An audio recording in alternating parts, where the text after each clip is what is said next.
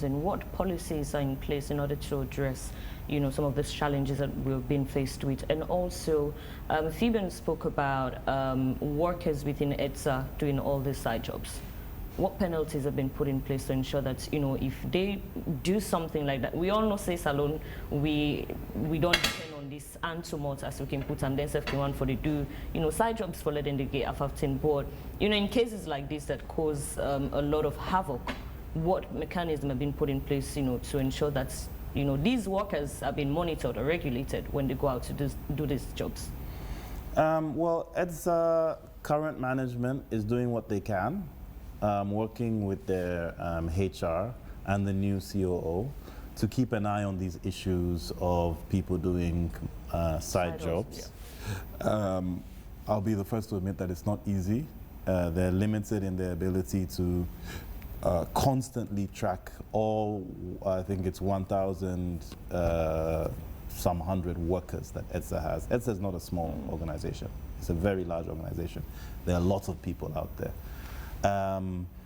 We've had all types of conversations about, should we have body cam, should we do this, should we do that, can we have uniforms and ID cards that how can we really identify people?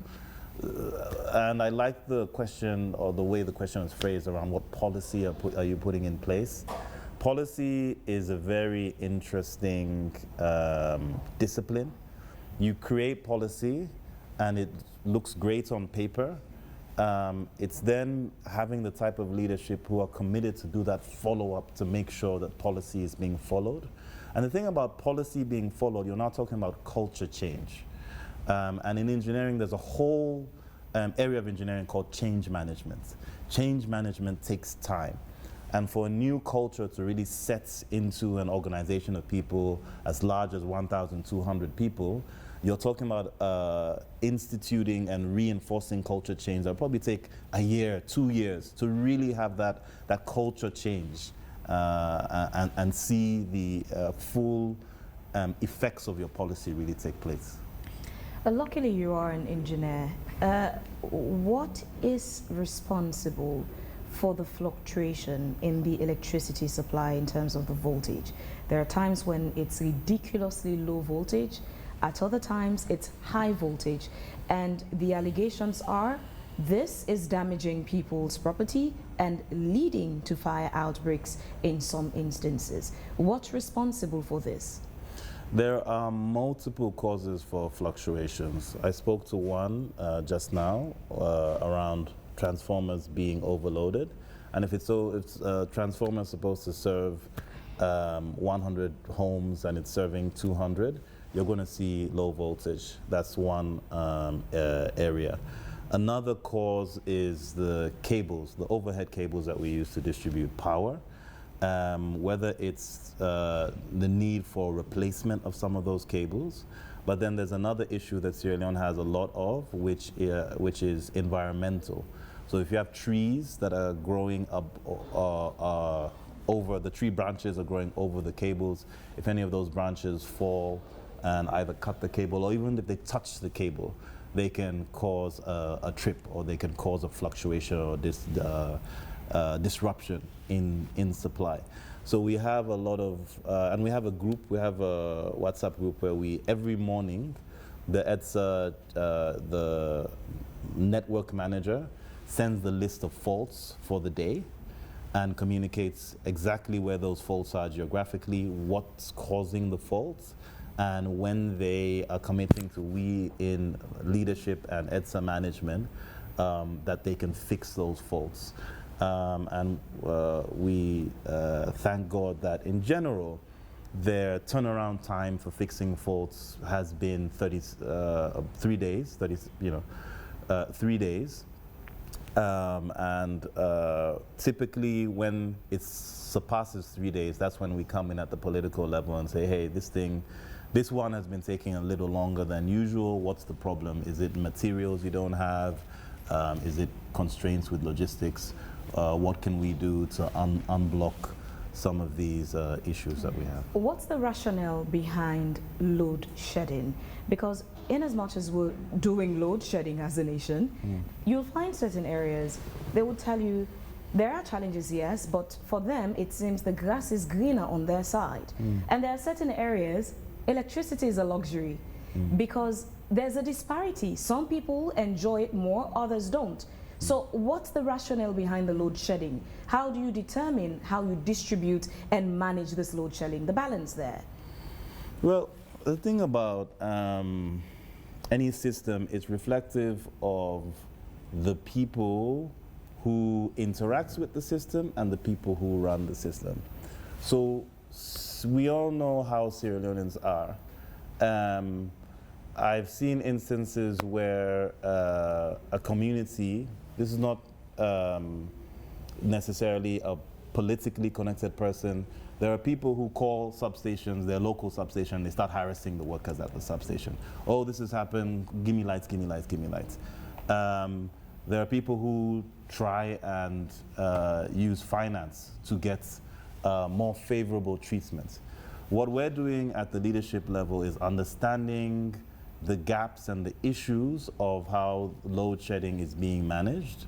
We are communicating very clearly to our network management personnel, our substation managers, the switching engineers, that the plan, the distribution plan that you're giving to us, we need you to stick to those plans. Yesterday, Dr. Yumken and myself spoke with some engineers about the need to start installing some smart sensors at substations for us to also be able to see in real time what's happening. Where is it being distributed? Is it being distributed fairly? So we do understand that there are these gaps, there are these disparities, and what we can do as managers, and I would say new managers in electricity, I've been there for 6 months, Doc has been there for 4, 5 months, we're looking at these issues and we're saying, okay, let's start putting technology here. Let's start doing additional capacity building and training here. Let's start understanding how we can make sure we track and make things fairer. For the voltage regulation and, challenges it's posing, we live in a society where there's no proper zoning of things. You'll find one community, it's both a residential area and an industrial area.